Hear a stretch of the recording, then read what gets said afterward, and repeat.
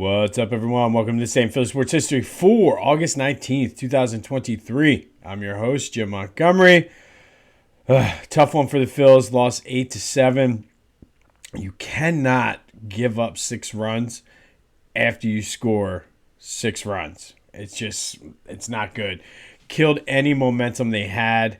They did keep battling back and forth, but that was a backbreaker at that point.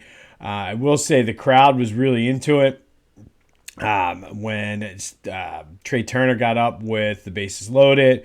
You could definitely hear the Phillies trying to, and then Machado had the problem with his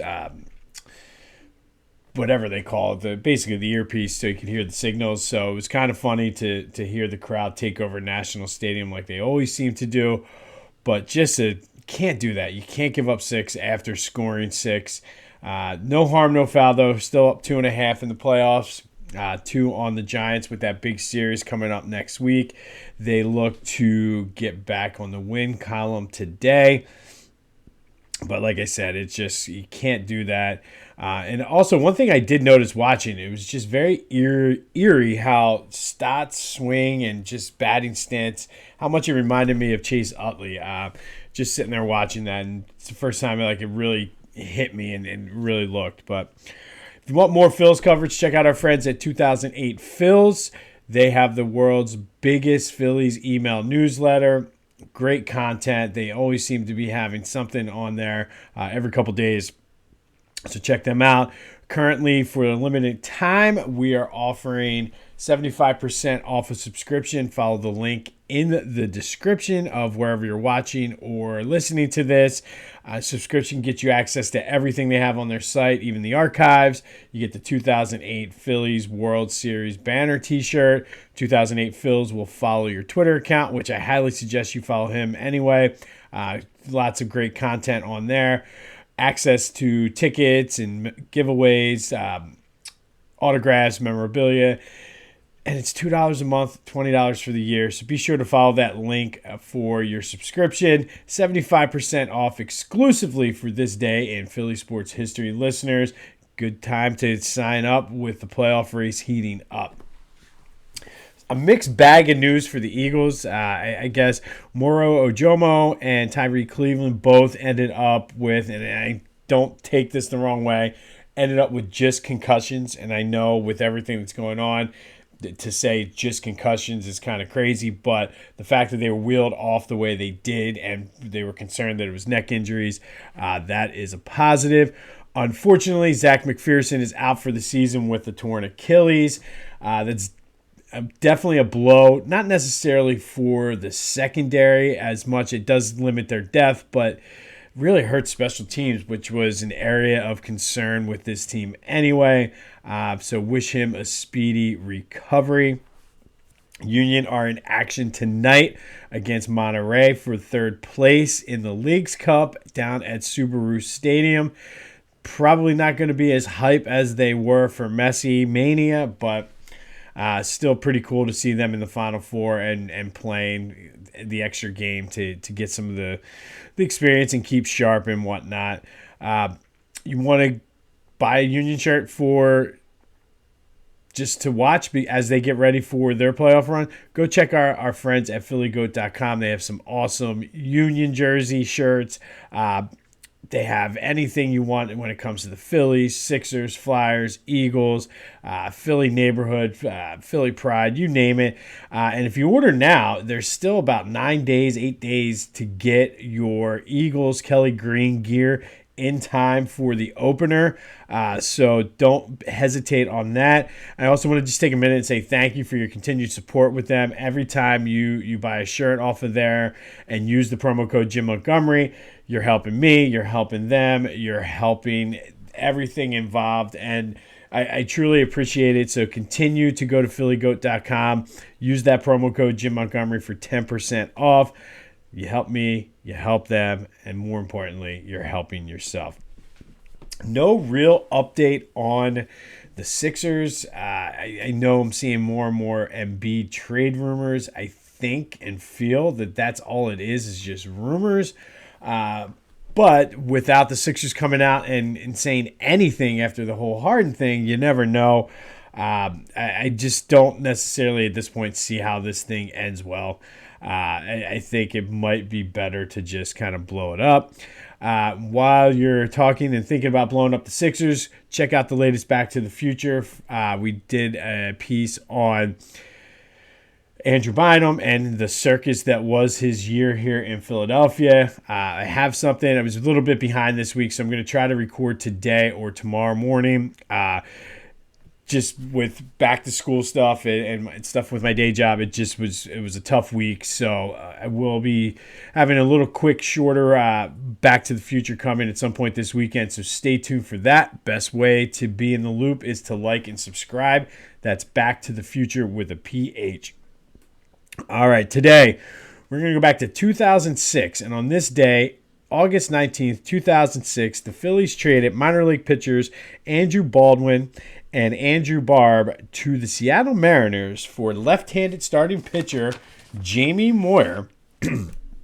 Now, the Phillies at the time were 60-62, but were only two and a half games back of the wild card spot. They had just finished a 15-8 run after the trade deadline, in which they traded Bobby Abreu, David Bell, and Corey Lytle, basically to try to move toward the future. Pat Gillick was like, I don't see the future with these guys, so let's trade them. The team got hot, so they were like, hey, let's go see what we can do. Moyer, who was 43 at the time, it was a homecoming for him, went to Souderton High, the same high school as my lovely wife, who, in the respect of HIPAA laws, can't really give too much details, but had a very close relationship with one of Jamie Moyer's family members in one of her prior jobs. So I think that's pretty cool. Jamie Moyer was a St. Joe's guy.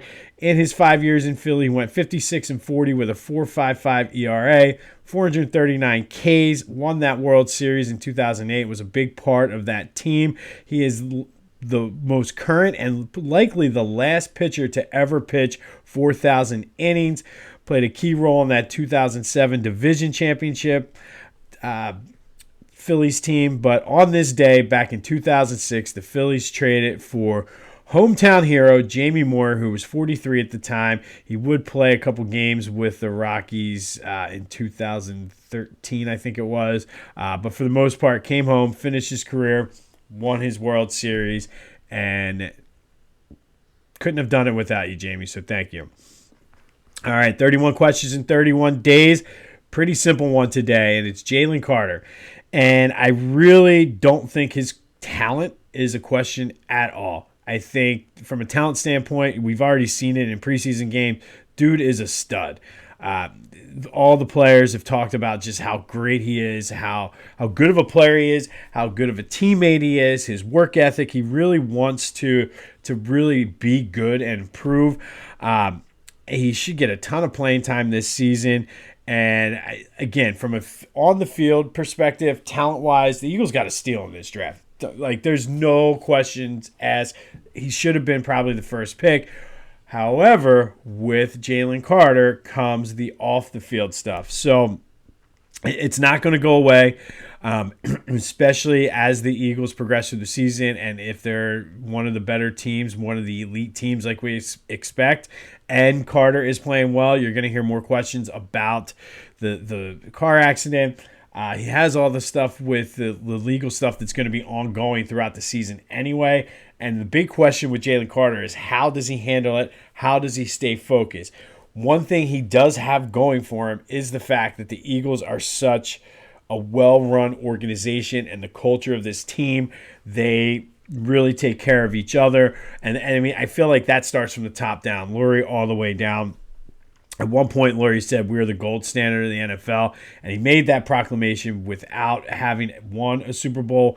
I think with a Super Bowl in hand and another NFC championship within the past 5 years or so, 6 years, I think you can truly say that if they can win one more Super Bowl, they are the gold standard. But when it comes to the way the organization is run, I don't see many teams that are run as well as the Eagles. So I I think that is going to be a huge help and a huge plus as they try to navigate this season and the inevitable questions and comments and things that are going to come as the season, especially the better that Jalen Carter is, the more the other stuff is going to be put under the microscope. So the big question is how is he going to handle that? And I think with the pieces that the Phillies have in place, I'm not that concerned. A lot's going to come down now. He's got to keep his nose clean and do the right things, say the right things, and really just be a model, not only player, just be a model citizen. I mean, people make mistakes, especially when they're young.